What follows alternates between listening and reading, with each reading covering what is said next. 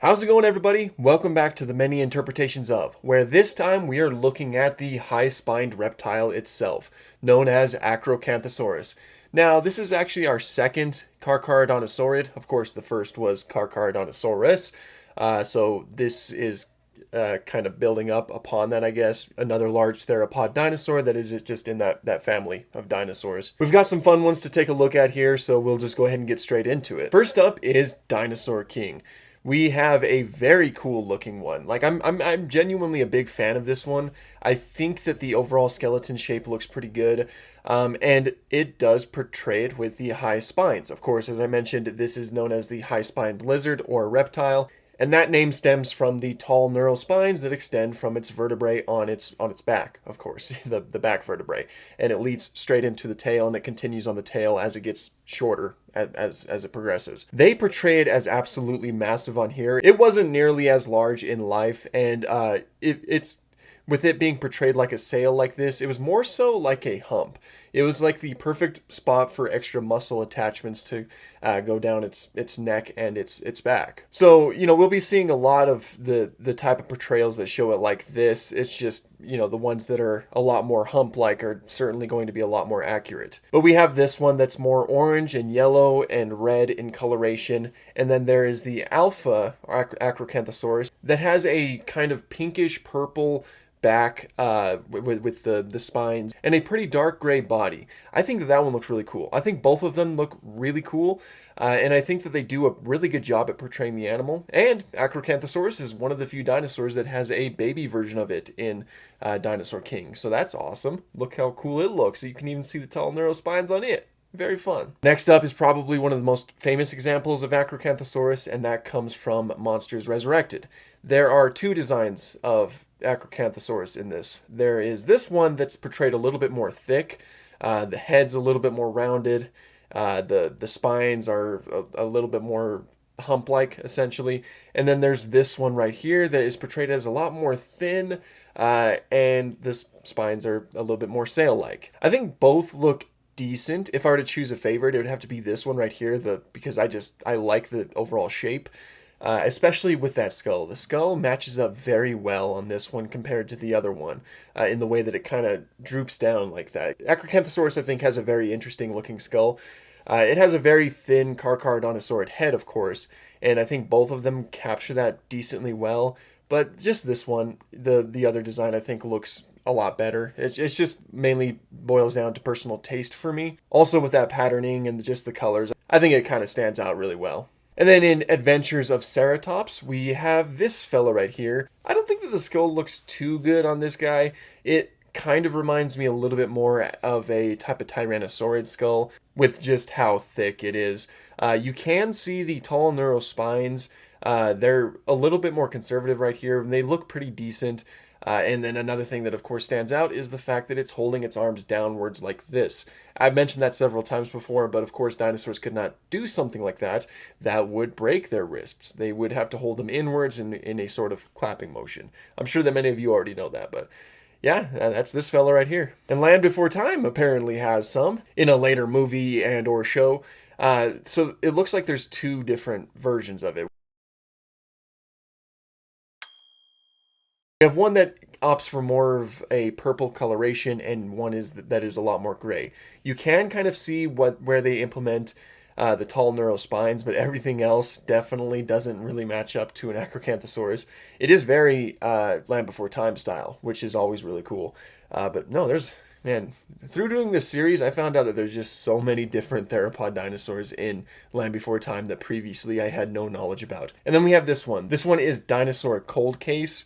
On the Smithsonian channel. I haven't been able to find if there's any other versions of this design, but we have this one that's kind of brought in for scale, and it gives the very decent outline of Acrocanthosaurus.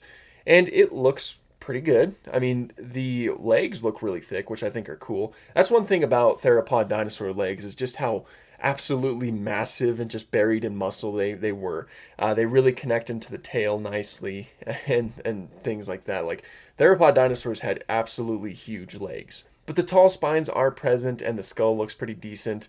So yeah, I think that's a pretty good one. Then we'll go ahead and transition over to video games and start off with Fossil Fighters.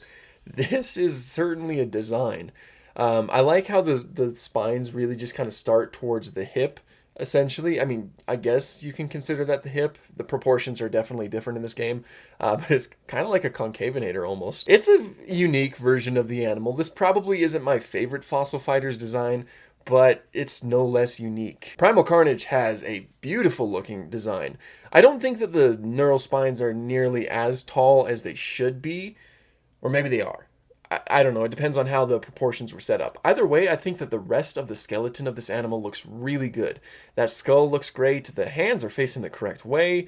The rest of the body looks fantastic. And the patterns are interesting. It has these kind of diamond shape patterns, spots, essentially, on its body. And I think that's cool. I also like how it's kind of portrayed with these type of ridges right above the eyes, something that was present on Acrocanthosaurus. It didn't have like a lacrimal crest, much like Allosaurus. It wasn't nearly as pronounced as that, but something that's like shown right here that I think we've seen before as well is certainly something that it would have had. So yeah, I really do like this one. Starting our little Jurassic franchise section, we have Jurassic World Evolution. This is one of my wife's favorite animals in the game. Both games, you know, the first and the second, it does appear in both of them. It's a different design. It kind of portrays the tall spines as more of a hump, which, like I said before, that is the most likely version of the animal. It is a lot more stubby and not nearly as, I guess, slender is the word in terms of the skull and maybe the neck and things like that.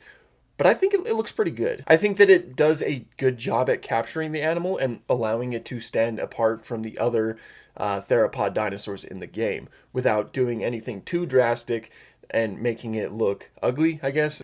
So I like it, and it's a wife win. You know, if my wife likes it, then by extension, it's a good design. I don't make the rules. Then we'll go ahead and stay in the Jurassic franchise with Warpath Jurassic Park, the dinosaur fighting game where you get a huge assortment of different dinosaurs you get to choose from to fight your opponent. Acrocanthosaurus is one of them. This is certainly one of the most different designs that we've looked at so far. The proportions are different, a lot more stubby.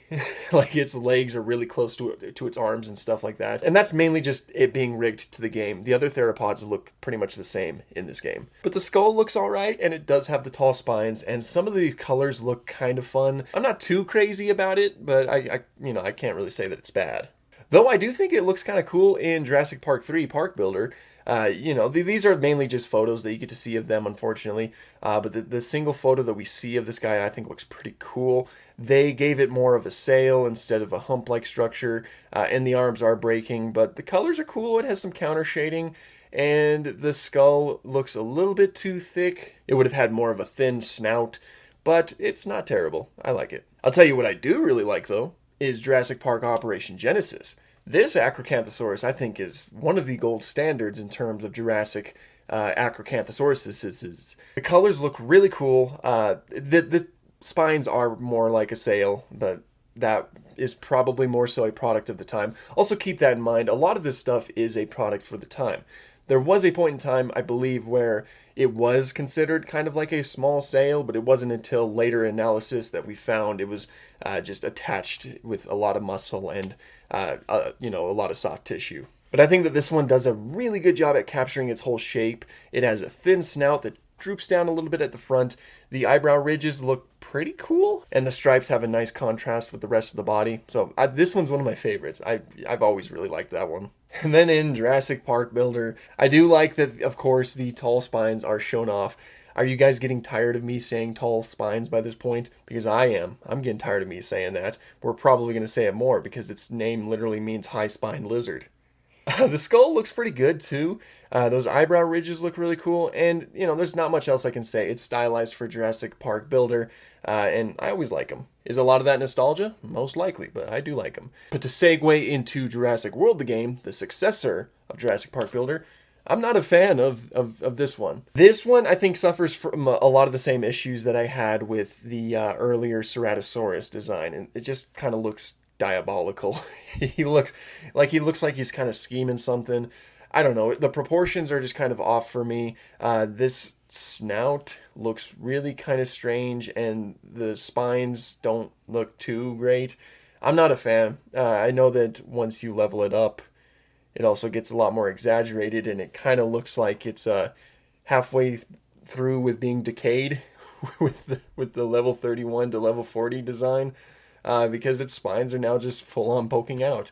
Looks very painful. I would not recommend doing that in your day-to-day life. But yeah, no, that's probably one that I can't really say I'm a fan of. I think it looks pretty decent in Jurassic World Alive. I think this is a good example of taking the base of that animal and using it as your starting point, and kind of just stylizing it from there. It doesn't have too prominent of spines, and the skull isn't as thin, but the colors are really cool. It has a nice contrast with those, I want to say, pink spines, spikes going down its back, and the more blue body. I think it looks pretty cool. I think those colors do look really cool. I mean, I know I get a lot of flack for mentioning the colors a lot, but I think colors are pretty important for these animals, you know?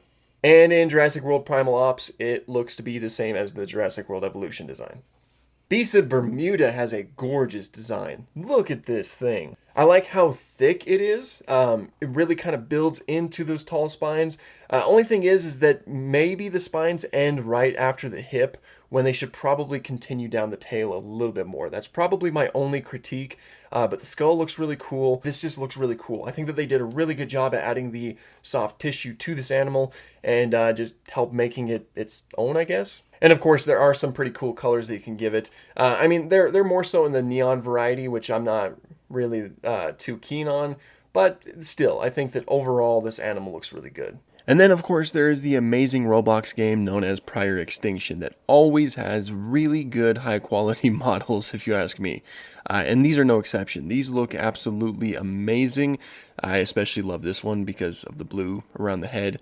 I really don't have much else to say because I just think that they absolutely nailed it with these ones. These are certainly some of my favorite that we have on the list. Ark Survival Evolved looks really cool. I do believe that this is a mod, but I think that it captures the animal very well and just kind of stylizes it for the Ark look to it. I think that Acrocanthosaurus is perfect for something like that because it already has the tall spines, so you just add some spikes on top of that and looks pretty good. So I don't have too much to say, but I think they pull it off. But in Ark Survival Ascended, this one looks great. Look how rounded its body is and the way that it leads into the skull, and the fact that they keep the spikes kind of localized on its neck. And the skull looks really good. And again, some of the colors really do pop on it too. So all around, awesome job. Prehistoric Kingdom also has a fantastic looking Acrocanthosaurus. I don't have too much to say about it because practically everything matches up. The whole body structure looks good. The tall spines continue down a little bit past the base of the tail. Skull looks great. My favorite colors are these ones because I like those blue colors around the animal's head. So not much else to say. They always knock it out of the park. And finally, in Path of Titans, there are two mods that I'm aware of that I have played myself. There is the Divine Beasts mod, which this one looks pretty good. The animations are pretty solid, and it fits in the game very well. The movement looks really good. The overall skeletal structure, the different models you can give it, all looks really good. It all really checks out. And then the most recent Absentia, I hope I'm not mispronouncing that. If I am, I apologize. But the most recent mod looks also incredible. I like how huge and bulky this one is. Again, it just really builds into the tall neural spines. The head shape looks really great. And the animations especially, I think, went really above and beyond with this one, especially with this kind of almost mating dance that you give, that it gets. I think that is just so fun to do. So all around, I think that these are both really good mods. And I do think that there are some more Acrocanthosaurus mods in the works. I'm not too sure about that, but it's very much possible. It's a pretty popular dinosaur. And there we have it. That is the many depictions of Acrocanthosaurus. Once again, my usual disclaimer that this is probably not all of them. There's various different reasons why some of them don't get included. I won't go too much into that right now, but just know that no, this probably isn't all of them. Anyway, it was a pretty fun one to look at. Our next dinosaur will, of course, be Majungasaurus. There is a good chance that Majungasaurus will be in Chaos Theory. They have released a toy for it, along with other dinosaurs that they've released toys for. I will say that that doesn't necessarily mean that it'll show up in the first season. This could be a multiple season type show. It could be like a season 2 type thing. But that's exactly what happened with other dinosaurs in Camp Cretaceous, where there's like baryonyx toys that were released, but they didn't show up until around season 2. So that could be happening, but just in case, I'll probably just talk about the toy instead for the many interpretations of Majungasaurus. Just to kind of include it, because that toy is probably going to match up to the way that it looks in the show. Anyway, that is pretty much all I have for this one. Thank you guys so much for watching, and have an awesome day.